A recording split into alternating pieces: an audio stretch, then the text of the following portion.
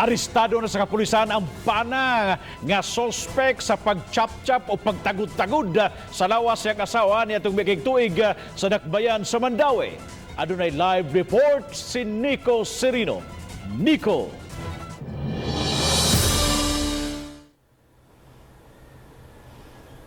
Yes, Bob, anana sa kamot sa mga otoridad kining bana nga mo'y gihulagway nga utok sa pagchap-chap sa iyang asawa ni adtong miaging tuig.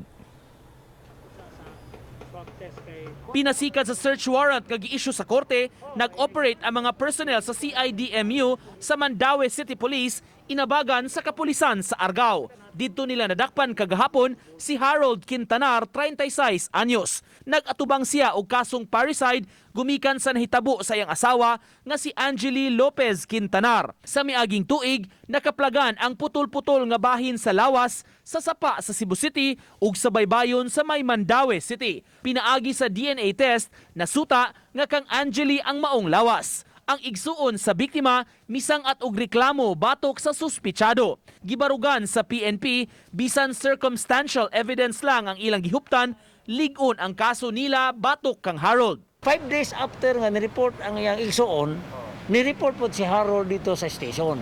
So that is one of the circumstances nga nikuanta nga naasay kalabutan, naasay kahibalo, naasay knowledge of the missing.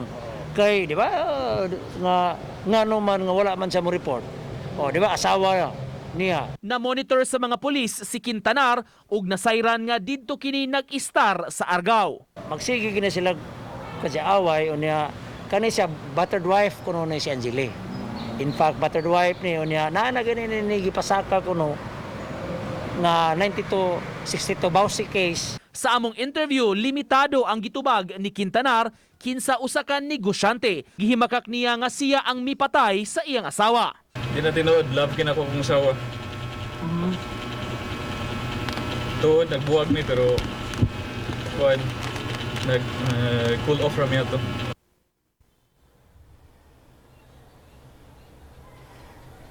Sa pagkakaroon, Bob, napakaroon sa detention cell sa MCPO ang maong dinakpan o katakdapang iuli sa kapulisan ngadto sa korte ang warrant subay sa pagpresentar kang Quintanar sa huwes. Walay bail, Bob, nga girekomendar ni kasong parricide yang giatubang. Bob?